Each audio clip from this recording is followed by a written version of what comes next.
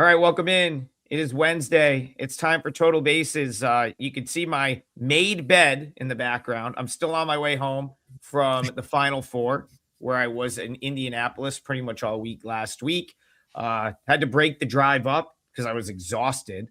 But so the made bed is in the background. It's the best I could do. This room's a little smaller than the one I had in Indy all week.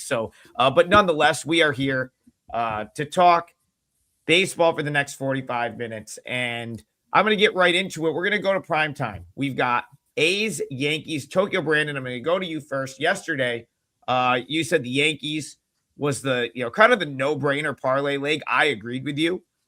They made us sweat that a little bit longer than I think they probably, we probably would have liked. But in the end, the Yankees break through in the 8th inning and they get there with a win. And I believe they would have won by margin. I think they got there over the -1.5. We had the money line in our parlay, which fell short. But I want to go back to you for this one today. A's Yankees. This is national TV. Believe this is the Amazon Prime game, if you have Amazon Prime here in the States. Severino, Will Warren, are you back on the Yankees today? So yesterday, my big play was actually my big client play 4%er was the Orioles. So I was pretty happy with that. They came through.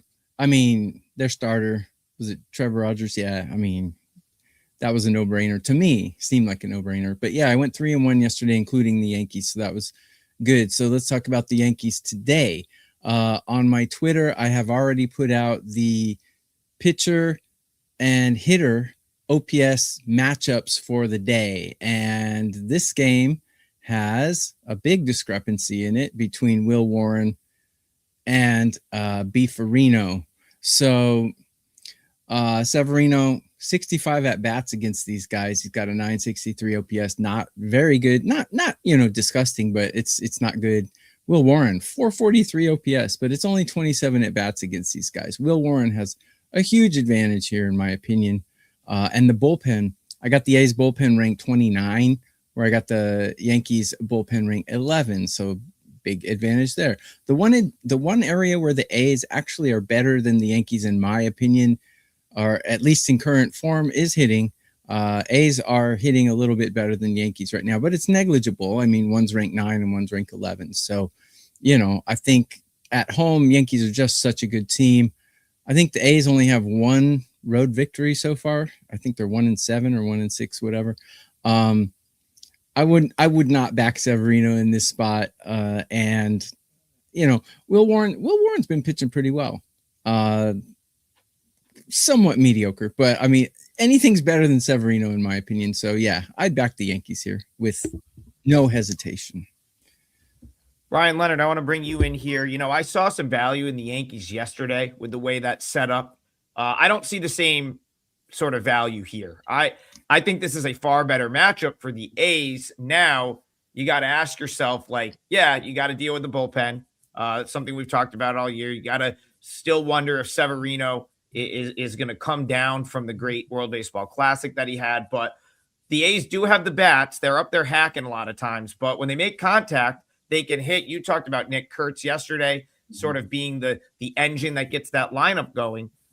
So A's Yankees, is there any value with the visitors here? I don't know. I think the line's about where it should be. Will Warren's a guy that has always had the talent. He just hasn't been able to control it. But his numbers this year are from a base standpoint, meaning the pitch shape, the velocity, that kind of thing. He's got some great numbers. Severino has had good, in fact, excellent numbers thus far. In fact, he's, as you kind of touched on, he brought the World Baseball Classic. I thought he was going, once he got into the major leagues, I thought that was going to fall off, but he's a confident pitcher again. And that's something, we don't talk a lot about that, but if a pitcher's confident going into a start, that's to get him in this price range is pretty good, because he's had a pretty good career. He just really struggles pitching in that really good hitter's ballpark in Sacramento. But yeah, it's a couple of right-handers going today. The total's 8.5. We're seeing about a 200, 210 for Warren. I think the Yankees win, but I don't want to. if you're going to give me a list of pitchers that I trust laying $2 for the Yankees, Warren's not there yet. So, yeah, the Yankees will probably win. They're the better team playing at home. They've been excellent at home ever since they built the stadium. So, and the A's have not been the greatest road team, but still, I can't bring myself to lay $2 with Warren. Yeah, I can't either. I can't really bring myself to back Severino right now either. I mean, 5 walks last time out against the Braves. I think Tokyo Brandon made the point that some of these guys in the World Baseball Classic might be fades. He obviously had the big moment in the WBC, had a big sort of high profile start. Since then, to start the season, the big concern: 8 walks in 8 innings, eight and a third so far. That would be a concern for me. Hasn't even had to pitch in Sacramento yet. Of course, last year you go back and the home road splits were kind of horrific for him. So they've kept him on the road so far. But he's a guy that, like, I feel like he likes this spot, this, like, going in the Yankee Stadium. I think he's been guilty of, like, for example, the Sacramento thing. Yeah, like the ball flies out of there. I just don't think he likes pitching there because it feels like a minor league baseball stadium. So now you put him in the Bronx, former team, prime time. Maybe you get prime time Severino here, but just not sure I can bet on that. Go ahead, Brian. When he went to when the A's signed him as a free agent, he signed the contract, had no problem. He knew what was going to happen, and then he complained about it. Like, as soon as it started, he goes, "How is anybody going to be able to pitch in the?" So he had something in his head already, that the failure in his head already, and it's happened that way for him. So yeah, I agree. On the road, he's a capable pitcher, but at home, let's wait and see. Let's see what happens this year after he's been there a year and he knows a little bit more about it this season. All right, Tokyo Brandon, over to you. I guess part 2 of what I consider the feature games today on the slate. And let's head back north of the border. Dodgers, Blue Jays. I feel like, we've kind of nailed this series to this point. The Blue Jays continue to struggle. If you, were with us right off the bat this season, when Cody Ponce went down, I said, the injuries are really starting to pile up for this Jays team, and they could be a short-term fade. And I don't know that they've won a game since I said that. I'm pulling it up. I think they've lost 6 straight games. I'm just counting them up. 6 straight losses since, I said, hey, this team might be a short-term fade. With that being said, at some point, because here's what I want to clarify. Short-term fade does not mean they're a bad baseball team. And I don't think the Blue Jays are a bad baseball team. I think they're dealing with cluster injuries right now. So I will be looking to buy back in with them at some point. Just not sure that it's here. I'm curious to see what you think. This is Ohtani Cease, and this is a day game, 3:07 p.m. Eastern. Yeah, I made a free play video for this one on WagerTalk's YouTube channel. Probably not up there yet, so I'll just break down for you. Cease is a really good pitcher. He's a guy that I want to back this season. His walk rate way down, good control, good command, and he's off to a good start. And he's a guy that I really like.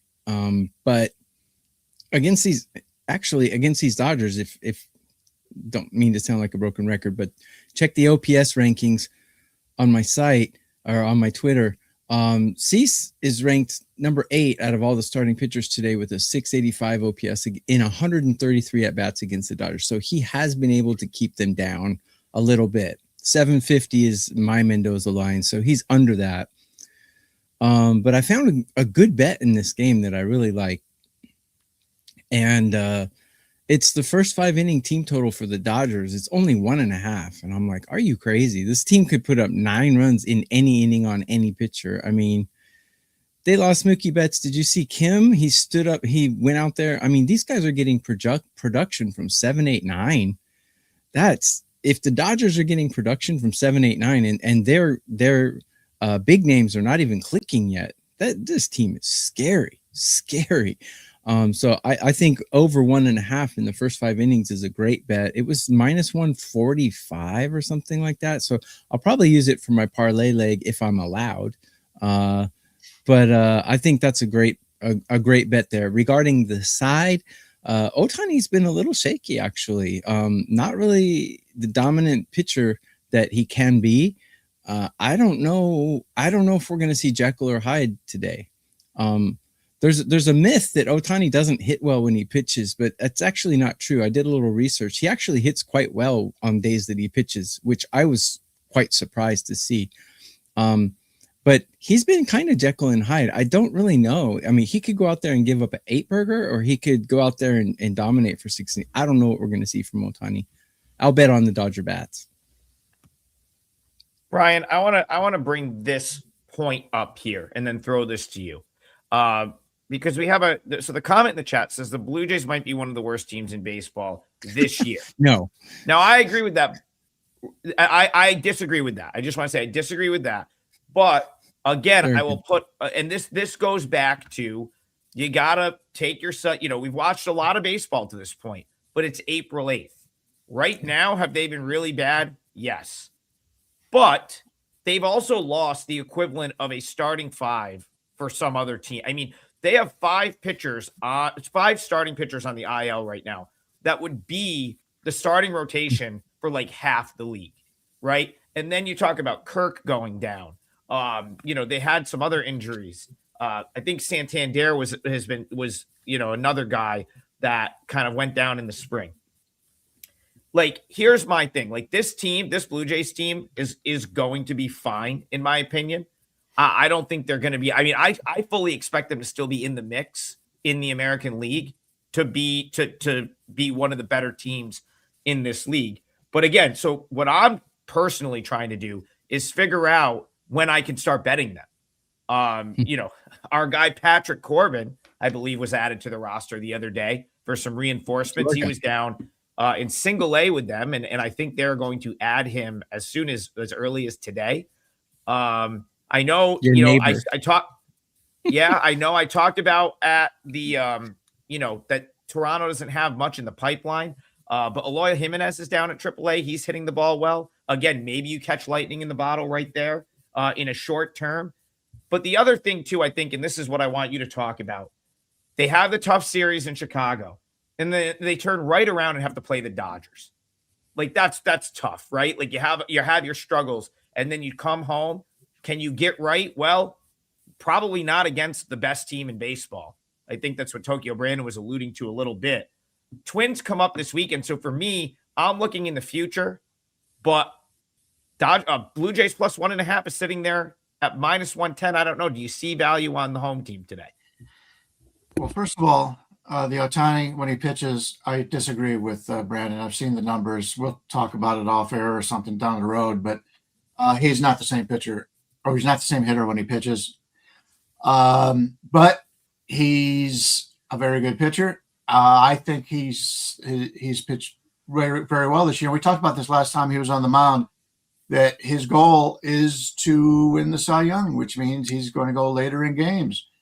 He wants to stay later. He's got to go more than 6 innings. I give him a 5.2 innings for today, because Toronto they haven't shown it, but they do have a good hitting team. I love Dylan Cease. I think he's going to have success here. And as Brandon pointed out, he played in San Diego, so he knows this team very well. But San Diego is a good pitcher's ballpark. This one is more of a hitter's ballpark. So we'll have to see how that goes. But yeah, you have sometimes in baseball, streaks can turn on on a dime. And if Toronto comes out and takes an early lead in this game, hey, it may turn around their streak. I would rather much be playing a team that's not playing well, like a Boston or a Toronto, that have the players, than some other teams that just are not very good because they didn't have high expectations. This is early in the season. Toronto went to the World Series last year. I'm going to Toronto in a couple of weeks. The hotel prices are outrageous because everybody's so excited about Toronto. If you're a Blue Jays fan, settle down a little bit. It's still early. If there's value here, I think it is on Toronto with Cease, but I would only do it in the first 5 because, as you mentioned, the Blue Jays have had a lot of injuries. They're starting catcher is out right now. He's the play caller for this team. He's the pitch caller. That's going to affect him a little bit. Their bullpen is still struggling a little bit. But in the first 5, if I could catch a decent price on Toronto, that's not a bad bet. Can I make a quick comment? Go ahead, TB. In 2023, Ohtani hit 300 with a 1,066 OPS on days he pitched. I don't have the stats for 2024 to now, but it's pretty good. What's that compared to the days he didn't pitch? I don't think he hit 300 on days he didn't pitch. I believe when you go back, I believe he was over a 300 hitter on the season. If I off the top of my head, perhaps. But the batting average means nothing. I mean, that's one of the most overused. That's like ERA in pitchers. So, okay. Yeah, but you can agree to disagree. Agree to disagree. We do it all the time. That's the good part about this show. But stats are stats. So people do your own research on that. But I don't think, and again, like I think we would all probably agree, like the value in this spot from a side perspective would be on the Blue Jays. You just have to ask yourself if that is, if the time is now or not. I kind of with you, Brian, the only way I could play this would be to take the 1.5 with the Blue Jays. I think kind of, at minus 110, minus 105, minus 110, I feel like that's reasonable value to get the extra half run. 2 good pitchers on the mound. You're looking at a total of some places at 7, right? So it's like, I do think there's a possibility that either way, it's a close game. And then if you've got the 1.5 and you're only paying minus 110, minus 105 for it, more we talk about it, the more I start to like Blue Jays plus 1.5. I don't know if I'll get there, but that is the way I'm looking. Go ahead, Brian. Yeah, I mentioned the first half. If you're looking to play Toronto in the first half, you're getting about 30 cents less. So the lines maker knows it. Is it worth it? If you're playing first 5 as opposed to the full game, the Dodgers bullpen is better than Toronto, no doubt about it. But is it 30 cents better? I don't know.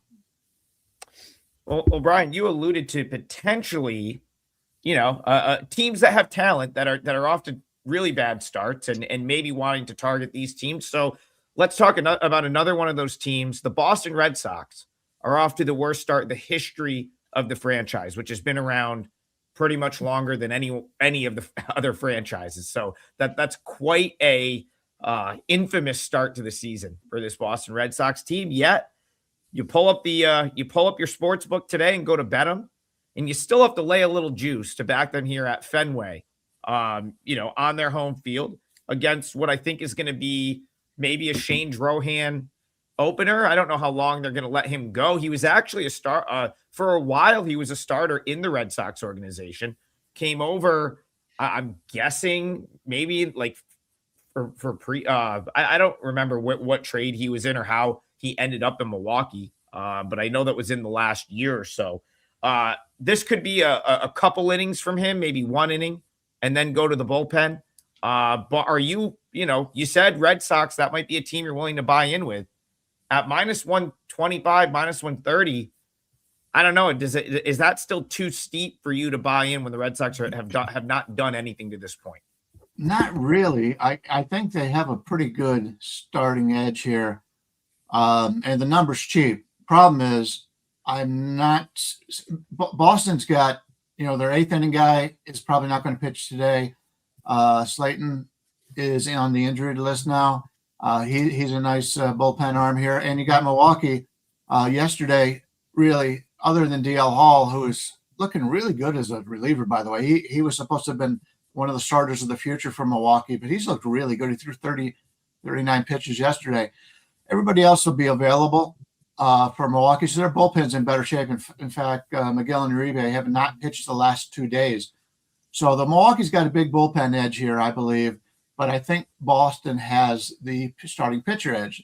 So the only way I would look at it if I wanted Boston would be something in the first 5. The game number right now, we're looking at basically 130 for Boston. Let's see what we get in the first half. First half number, yeah, it's about 145. So you're paying a little bit more. But if I'm on Boston, it's probably the first 5. It's another team. When you get these big market teams in New York, LA, Boston, that kind of thing, Chicago, if the team gets off to a bad start, and Toronto's obviously the biggest market in Canada, you get a lot of pressure on you. You don't get that in Tokyo Brand's always making fun of my Cleveland roots. You don't get that in Cleveland. You don't get that in Pittsburgh. Milwaukee, I wouldn't think you would get that in. So there's a lot of pressure on these Boston players, and that does not sound like something I want to bet on. And at this point, because who knows how long Drone's going to pitch, and Milwaukee's bullpen's in much better shape. So I'll pass on this one at this point. TB, I want to come to you for this one. Yep. You've been a known Boston hater over the last couple days. So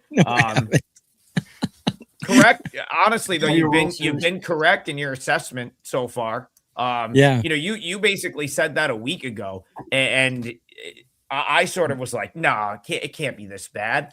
And I woke up to Instagram post of, people on the streets near Fenway calling for the team to be sold. There was a whole reel of them. So, it's not great in Boston right now. I will point out, so I do think Drohan gets the benefit of maybe I think this might be like a once through the order type thing. See how he's doing. This will be his major league debut. So that's what I was checking on a second ago. It is going to be his debut. He's been at AAA for a while now. Could be a piggyback situation where they go Drohan to Chad Patrick. No game tomorrow for the Brewers. It's not the worst pitching setup for the Brewers right here. I'm not saying I love the Brewers in this scenario, but it's not the worst pitching setup. So talk to me, Brewers plus money. Do you have any interest? So I've said on many shows before, by the way, get our double play package, guys. You can get two of us for a really sweet deal. Pick two of us, and we're all doing pretty well, I think. So it's a good deal. I have 3 4% plays out today in Major League Baseball. So those would be included if you get a double play. So I don't like to bet on X factors, and obviously one of the pitchers is an X factor. We don't know how long he's going to be there. We don't know how well he's going to perform. So I tend to go to the other side. Sonny Gray's numbers against these batters, pretty average. But Milwaukee's been slamming the ball lately. I've been making really good money betting the Brewers team total in the first 5 innings. They're not known to be an offensive team up to now, but this season I got them ranked 6th in MLB in current form, and they have been cashing over 1.5 in the first 5 innings, like an ATM. So I'll go back to that. It's only -104 for the Brewers, over 1.5 in the first 5. They've been cashing this regularly. Probably not every game, but I would be willing to say they've probably missed that mark maybe twice this season. So Brewers over would be the only way I would go, and I would just avoid the X factor altogether. TB, I like where your head's at for a couple of reasons here. One, that team just has good at-bats. This goes back to last year. They might not jump off the page being this like super high-powered offense, but they have great at-bats 1 through 9, and when they get on base, they run the bases extremely well. They steal bases. They are putting constant pressure on the opposing pitcher. It's why, I misspoke when we were talking about the National League yesterday. And I said, well, we're the teams that are sort of playing for second, just that's a figure of speech. I don't think anyone is just playing for second right now. But if we're all so high on the Dodgers, the Brewers to me are the clear second team right now. They're the second best team in the National League. And they're the team that I think I just misspoke yesterday when I was talking about the Mets. That's the team that should be, in your number 2, sort of in your power rankings right now. And then the final thing, just to make your point, TB, they've got exposure against Sonny Gray. They've seen him a ton. He was in the NL Central, last year, and they probably have some pretty good. I'm just speaking off of, without having the numbers in front of me. They probably have some decent exposure to Gray over the years. So 128 at bats against these guys. Yeah. So I could not talk you off of that play. I think that's a good look. Bryan, I'm going to come to you for this one. I took a loss. My 6-game bases win streak was snapped last night, and I'm still pissed about it. I was on the Seattle Mariners. I had a leadoff home run. George Kirby is cruising right along.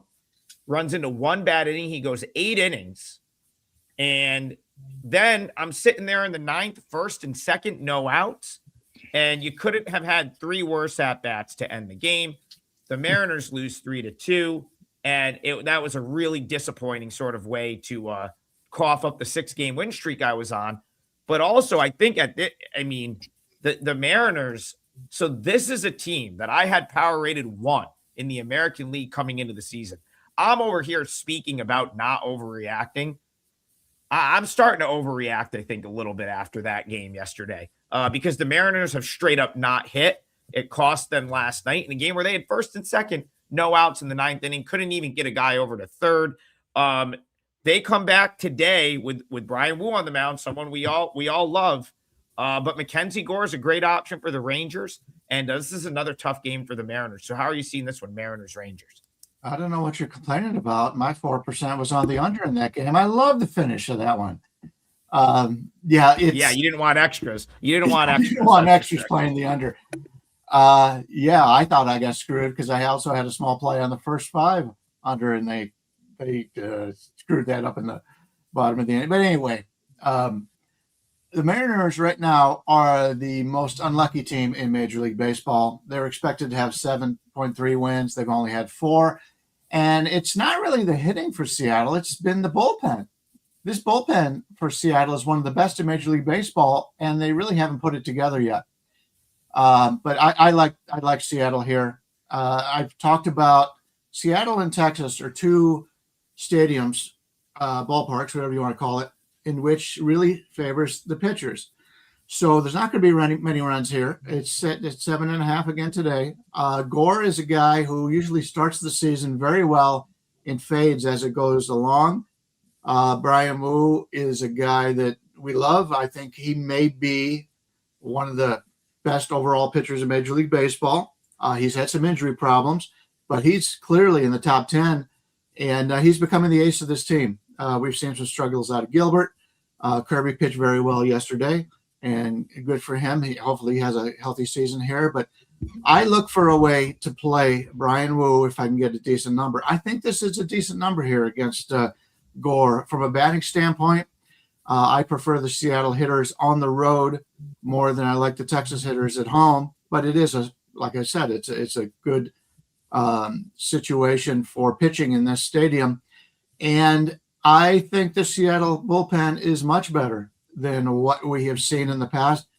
Texas right now is using people to close that we didn't even think would be taking a late inning pitch. It's a late inning run for these Texas Rangers. So I like Seattle here. I think this is a bargain price. I like Bryan Wu much better than Gore. Gore coming over to a new league. I talked about pitchers going to new teams, and in the Milwaukee pitcher didn't pitch as well yesterday. So I'm looking for Seattle. I don't know if this is going to be my best bet on the show, but I'm very interested in Seattle here. And to me, if you get this situation before the season starts, Wu's probably a 140, 145 favorite. So I like Seattle in this one. Yeah, Brian, you know I'm stubborn, so you know I like them too. I'm just the only way I could personally play it after being on the Mariners last night and having them rated where I did would be Mariners here. We'll bring in Tokyo Brandon. He is constantly posting his pitcher outs and some of his different prop stuffs to Twitter. So make sure you're following him on Twitter for that information. These two have to be lighting up your sheet today. Wu and Gore. So anything with either of the pitchers in this game? Yeah. If you go look at my OPS matchups for the day, Mackenzie Gore is number 1 out of all. He's got the best matchup of any pitcher out there. He's got a 420 OPS against these batters and in 47 something at bats. First 5 innings, 4.5 at -135. Are you kidding me? You think these teams are going to score 5 runs against Wu and Gore in 5 innings? I don't. I think at least one of the innings will be a 0. Let them score in every other inning. That's fine. I think the under would be a good way to go here. I'd take Seattle's under, but Seattle's one of those quirky teams for me They always go the wrong way that I bet. So Seattle, I can never get their games right for some reason. Maybe they're zigging when I'm zagging, or yinging when I'm yanging, or whatever the phrase is. But that's a team that just always irks me. But I think an under in this game would definitely be if you can get a 4 or 4.5 in the first 5. Forget the bullpens, like Brian said. I don't think the bullpens are too reliable. So, well, Seattle's might be, but I don't know what to expect from Texas's. So, yeah, that's the way I would go for sure. Seattle team total under, or the first 5 under. Well, before we move on, I'll just throw this. G Hurt has a question. He says, "Am I crazy for thinking Seattle's bats aren't that good?" I don't think you're crazy for thinking that, but I think this goes back to so 2 things. One, I wanted to just talk. You said the Seattle bullpen. I think the Mariners bullpen's really good, and Kirby saved them yesterday. They didn't have to use a single bullpen arm. Second, to answer your question, G Hurt, they're very reliant on the long ball, and they don't really string hits together. And that's exactly what happened in the 9th inning when they had 2 guys on, and Dominic Canzone's trying to hit one to Fort Worth. It's like, just even if he just rolls one over right there and bounces it to the second baseman, stays out of the double play, like, he puts his team in a situation to at least tie the game. So I don't really think it's like they're bad, but it's super, like, they're so home run reliant that when you go cold, I suppose. Brian's nodding. Do you want to add to that? Yeah, this is one team that, because of the way they play at the home ballpark and playing in Texas in that same division, they should be playing more St. Louis Cardinals, old St. Louis Cardinals National League ball. They've got enough speed on this team. They should be running the bases. That should be a way for them to, because you're not going to get a lot of home runs in Seattle. You're not going to get a whole lot of home runs in this ballpark. And they've got a lot of speed on this team. I don't understand why teams with a lot of speed, like the Brewers, do not take advantage of that in a really bad hitting environment. That comes down to management. That comes down to the coaching staff. So Seattle's got a lot of speed on that team. They should be running the bases more and playing more National League ball. When I say National League ball, I'm old. I remember back when they used to steal the bases, St. Louis Cardinals, Willie McGee, the whole thing, back in those days. So that's what they need to do. Don't try for the home runs. If all it is long flyouts, move the base runners over. You need to teach that more in the minor leagues. And, I know we're in now, nobody cares about running sacrifice flies and doing all that other stuff, sacrifice bunts, because nobody wants to do it. None of the batters, at the end of the year, they go, but I had 10 sacrifice bunts. You're not going to get paid more on your contract for that. Everybody wants to hit the home run. Not all the chicks love the long ball, let's just say.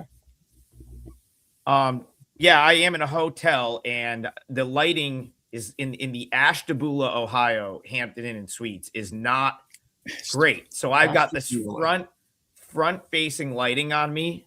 It does kind of look like I have a filter on. If I turn the other lights on, it kind of blurs it out. So I'm like staring into these 2 lights. I just like turned them down a little bit. So that is why I look like very illuminated right now. I noticed that when I was looking at the screen as well. Making my trek back from Indy, where I was all week for the Final Four, was fantastic. Highly recommend getting to a Final Four at some point. It's really it's like one of probably the most fan-friendly big events I've ever been to. It was really cool. So Bryan Leonard, someone that knows a thing or two about cashing tickets, probably a thing or two about Ashtabula, Ohio. I don't think this is very far from Cleveland, although it could be anywhere at this point. My head is spinning, but come on in here, talk to me about what your best bet is for the show, and kick off our 3-team parlay. Let's see if we can hit one today. All right. Well, it's pronounced Ashtabula, and I've lost respect for you you're on the road by yourself, and you made your bed. My wife would be proud of you. Only because last time I did a show from the hotel, I didn't, and Kelly said something about it. That's the only reason. I don't make my bed at home. Of course, a woman says something. Yeah. That's the first thing you got to do, and make sure your wife doesn't make you make the bed. All right. My best bet, I'm going to take a look. Speaking of Cleveland, I'm going to take a look at the early game. Reagan's against Cantillo, both the lefties. We're looking at Reagan's at about a 135 favorite. Well, excuse me, that was the first half. I was checking that first half line that TB was talking about. Okay, they're about a 125 favorite, a total of 7. Take a look, and I mentioned this the other day. Cole Reagans. Now, obviously, he only threw 70 innings last year. He had the injury, but his strikeout to walk ratio against righties, his strikeout rate minus walk ratio was 33.7. That's like twice what you consider a good pitcher. Lefties was about 16.7. So he's twice as good against righties as he is against lefties. But yet Cleveland is probably, I'm going to throw 2 lefties against him today. So he gets to face 7 righties, and he's been very good against righties. He's a guy, when he's healthy, he's a guy I want to back. I do like Joey Cantillo a little bit, but not in this situation. Kansas City yesterday loses that game 2-1. Again, they had a 1-0 lead on. And Cleveland's batters, we talked about how bad the Cleveland hitting is coming into the season, but they were saved by one guy. They were saved by the rookie in Chase Slaughter. Got off to that great start, hitting the home runs. Well, he didn't play yesterday against the lefty. He probably won't play today against the lefty. And if he does, I don't really want any part of him. His at-bats are all or nothing. And I think he got a little bit lucky. I like him, but I'm selling on DeLauder at this point. So that leaves the rest of the team, and Mazzardo's not hitting at all. Hoskins has been terrible. Jose Ramirez has not gotten off to a good start. And they now lost one of the guys that was actually hitting. That's Arias. They put him on the DL, and they brought up Juan Brito, who I actually like. I'm hoping he hits well so they can keep him up there, because I'm not a fan of Arias at all. And Brian Rocchio's out there. So this is a team without a lot of bats. Bo Naylor has them hitting. So you got a Cleveland team slumping, going against a dominant left-hander. I'm either playing the Cleveland under, I'm playing the game under, or I'm playing Kansas City. And to make it simple on this show, because a lot of people can't play a lot of the derivatives, I'm going to go with Kansas City minus. Let's go minus about 127. I can see it as low as 120 out there, but let's go minus 127 over Cleveland to win this game. It's a day game. Starts in about 4 hours, 3.5 hours or so. But I'm going to fade my home team and take Kansas City. All right, Royals on the money line for Brian. Yeah, a lot of day games today, so most of this parlay is probably going to go during the day. I know my leg will, but I want to go to Tokyo. Brandon, I know you had one in mind earlier. Not sure, if you want to go with that one, great. If you want to throw something out there, the floor is yours, and also let them know what you've got at WagerTalk today. I'm going to change my mind, which is probably going to be bad luck. But by the way, Brian, under in the game you just talked about, great. I got Cantillo ranked number 4 and Cole Reagans ranked number 5 as far as having likely to have a good day today. So I wholeheartedly agree with you on that. I'm going to go first 5 under 4.5 with the Rangers Mariners, and it's minus 140 right now. Can't believe it. Seems crazy, but right now, actually, WagerTalk brought back my entire baseball season, MLB, KBO, and Japanese baseball for 50% off for the rest of the year. So you can find that at my page at WagerTalk. It was an early bird special, but people kept writing headquarters saying, "Can I get it? Can I get it?" So they brought it back till the end of the month. So you can grab that. But why don't you go with two of the 3 best knowledgeable guys on baseball? One of us 3. Out of myself or Brian on a double play package as well. It all works. It's on everyone's page. It's the you pick 2, if you will. 2 cappers, and it's a great value. Over the course of 3 days, the per play value is going to be much lower by doing something like that than pretty much any other short term way to do it. The only better way to do it, in my opinion, would be like something like TB just talked about, where you're just doing the full season. That's probably the only other way you're going to get each individual play, the cost down significantly. Right. So take a look at all of those. Brian and I have full season packages up as well. I'm going to bring up, so Noah Jones in the chat says, I'm trying to show his comment here, and now we've got it. He says, still not convinced on the Pirates, even after last night's beatdown. And we're going to talk about this game, all three of us, but this is going to be my parlay leg, regardless of what the two guys say here. So I hope they agree with me. We'll see. I get what you're saying.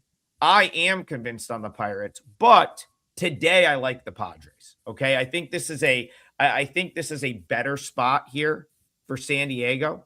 I think, I guess my concern for the Pirates, even after they had the breakout last night in the 8th inning, is that the offense is still going to be a little hit or miss. And now when I look at this Pirates team over the course of 162 games, I see, man, if this pitching could stay healthy, the pitching is really what I like about this team. Where I think Noah, that you're not convinced, and where I think this team would get derailed as far as proving me right, if you will, because yesterday I said, hey, they're a 500 team, maybe better. I think the way that doesn't happen is if they don't hit. And that is to me, when I look at the lineup, obviously Connor Griffin signs I think his deal is finalized, Brian, the 9 years, 140 million, generational talent. But I guess I can kind of see where this offense potentially would have their struggles. Go back to those first couple games, they weren't having great at bats. So the offense is a little hit or miss. When I look at this matchup, though, I see Michael King. I see a Padres bullpen that's mostly rested, and that is the strength of the Padres. I know Morjan got blown up last night, but outside of him, they're mostly rested. So early game, 12:35 first pitch. Keller is a guy that he's kind of the one guy I'm sort of okay with playing against right now, that I don't think he's not Skeens, and he doesn't have the insane upside of a Bubba Chandler. So I think the Padres bounce back from yesterday here. I'm going to use the Padres on the money line in the parlay, but if you disagree, let me know. Hey, yesterday we disagreed and we all were right. The Diamondbacks got there in the first 5, and I think the Mets walked it off in the 10th inning. So interested to see you guys take on Pirates Padres.